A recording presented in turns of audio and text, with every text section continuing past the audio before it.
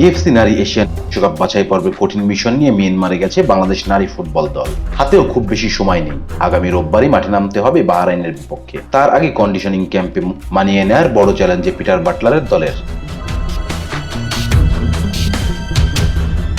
সেই প্রস্তুতিতে বড় বাধা হয়ে দাঁড়িয়েছে মিয়ানমারের আবহাওয়া। গত বুধবার মায়ানমারে পৌঁছেছে বাংলাদেশ দল। পরিকল্পনা ছিল সেদিনই অনুশীলন করবে, কিন্তু বেরসিক বৃষ্টির বাধায় সেদিন আর মাঠে নামা হয়নি আফিদা মানিকাদের।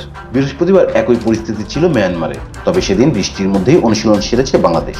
আত্মবিশ্বাসী একটি দলে নিয়ে মিয়ানমারে গেছে বাংলাদেশ। এই সফরের আগে একটি তৃতীয় টুর্নামেন্ট খেলেছিল বাংলাদেশ, যেখানে র্যাঙ্কিংয়ে কয়েক ধাপ এগিয়ে থাকা জর্ডান, ইন্দোনেশিয়াকে আটকে দিয়েছিল পিটার বাটলারের শিষ্যরা। তবে এবার বাংলাদেশের জন্য বিরূপ কন্ডিশন কিছুটা হলেও চিন্তা বাড়িয়েছে। অনুশীলনের ফাঁকে বাংলাদেশের অধিনায়ক আফিদা খন্দকার অবশ্য জানিয়েছেন, বৃষ্টিতে অনুশীলন করতে উপভোগী করেছেন তারা। আফিদা বলেন, মিয়ানমারে আসার পর বৃষ্টি আমাদের প্রথম ট্রেনিং সেশন ছিল। সবাই খুব মনোযোগ দিয়ে ট্রেনিং করেছে। কোচ যেভাবে দেখিয়েছিলেন সেভাবেই প্রস্তুতি নিচ্ছি। সবাই মোটামুটি ফুরফুরে মেজাজে ভালোই ট্রেনিং করছি।